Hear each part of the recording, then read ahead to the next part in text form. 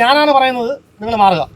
നിങ്ങളെ കയറ്റിവിടാൻ ഏർപ്പാട് ഞാൻ ഉണ്ടാക്കിക്കോളാം. ഞങ്ങളെല്ലാം ദൈവവിശ്വാസികളാണ്. ഇവിടെ ജാതിയില്ല, മതമില്ല, ഒന്നുമില്ല. നമസ്കാരം സുഹൃത്തുക്കളെ, ഞാനിപ്പോൾ നിൽക്കുന്നത് ചടയമംഗലം ഗ്രാമപഞ്ചായത്ത് ജടായുപ്പാറയുടെ മുന്നിലാണ്. ഇവിടെ ഒരു കൂട്ടം കോളനി നിവാസികൾ ജടായുപ്പാറയുടെ മുന്നിൽ ഉപരോധിച്ചിരിക്കുകയാണ്. എന്താണ് സംഭവം എന്നൊക്കെ നമുക്ക് അവരോട് തന്നെ ചോദിച്ചു. തന്നേ തീരൂ, തന്നേ തീരൂ, സഞ്ചാര സ്വാതന്ത്ര്യം തന്നേ തീരൂ, വാഗ്ദാനങ്ങൾ കാറ്റിൽ പടർത്തി, മേലാളന്മാർ എവിടെ പോയി? സഹോദരിമാരെ, ഞാൻ പറയുന്നത് നിങ്ങൾ സമാധാനമായിട്ട് കേൾക്കണം. ഓക്കെ, നാളെ തൊട്ട് 4 ദിവസത്തിന് നിങ്ങളുടെ ഉത്സവം നടക്കുകയാണ്. ആ ഉത്സവത്തിന് നിങ്ങളെ യഥേഷ്ടം അവിടെ കയറി പോകുന്നതിനുള്ള സാഹചര്യം ഞാൻ ഉണ്ടാക്കിയിട്ടുണ്ട് താൽക്കാലികമായിട്ട്. ആ ഉത്സവത്തിന് ശേഷം അദ്ദേഹം നാട്ടിൽ വന്നതിന് ശേഷം അദ്ദേഹത്തെ സംസാരിച്ച് നിങ്ങളുടെ പ്രശ്നത്തിന് ശാശ്വതമായിട്ട് പരിഹാരം നമുക്ക് കാണാൻ പറ്റും. തൽക്കാലം നിങ്ങളത് മാറണം. നിങ്ങളുടെ ആവശ്യം അംഗീകരിച്ചിരിക്കും. നാളെ മുതൽ 4 ദിവസം നിങ്ങൾക്ക് പോകാം. നാളെ മുതലുള്ള കാര്യങ്ങൾ ഞാൻ പറഞ്ഞിട്ടുള്ള 4 ദിവസത്തെ കാര്യങ്ങൾ ഞാൻ സംസാരിച്ച് ഞങ്ങൾ ഈ പ്രദേശവാസികളാണ്. ഇതിന്റെ തൊട്ട് ചവിട്ടി കിടക്കുന്ന പ്രദേശവാസികളാണ്. ഈ പ്രദേശവാസികൾക്ക് ഞങ്ങൾക്ക് അതിന്റെ സഞ്ചാര സ്വാതന്ത്ര്യം തരണം.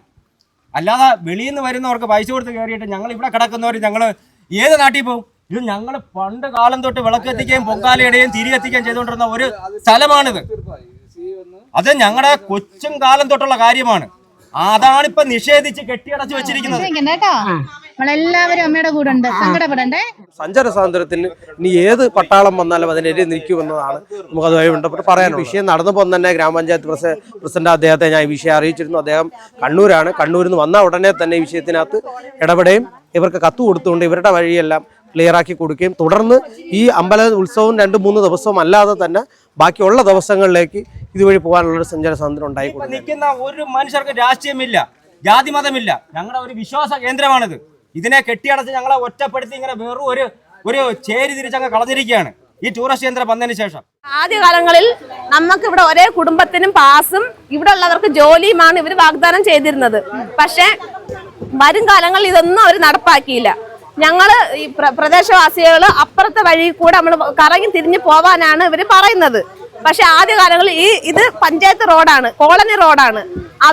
അവിടേക്കുള്ള എല്ലാ സാമഗ്രികളും ഇതുവഴിയാണ് കൊണ്ടുപോയിക്കൊണ്ടിരിക്കുന്നത്. പക്ഷെ പ്രദേശവാസികൾക്ക് ഇതിലെ കടന്നു ചെല്ലാനുള്ള അനുവാദം മാത്രം അവർ തരുന്നില്ല. അപ്പോൾ നമ്മളിതിൽ വഴി തടഞ്ഞ് നമ്മൾ സമരത്തിൽ പിന്നെ ഇറങ്ങിയതാണ്. ഇപ്പോൾ സബ് ഇൻസ്പെക്ടറിന്റെ ഇതില് ഉത്സവത്തിന്റെ ഭാഗമായി 4 ദിവസം നമുക്ക് അവിടെ പ്രവേശിക്കാമെന്ന് പറഞ്ഞിരിക്കുന്നു. അത് ജടായു സെക്രട്ടറി പറഞ്ഞതായിട്ടുള്ള ഇതിലാണ് പറഞ്ഞത്. അതുകൊണ്ട് താൽക്കാലികമായിട്ട് നമ്മൾ ഈ സമരം ഇവിടെ വഴിതടയിൽ നമ്മൾ നിർത്തിവെച്ചിരിക്കുകയാണ്. നമ്മളെ സമരത്തിന് ഒരു വിജയമുണ്ടായേ. ഇതിന് എന്തെങ്കിലും പ്രതിനിധികൾ നമ്മളോട് പറഞ്ഞ വാക്കിന് എന്തെങ്കിലും വേറൊരു വ്യത്യാസം വന്നാൽ ഈ പ്രതിഷേധം ഇനി വളരെ ശക്തമായിട്ട് ഞങ്ങൾ കൊണ്ടുപോകും.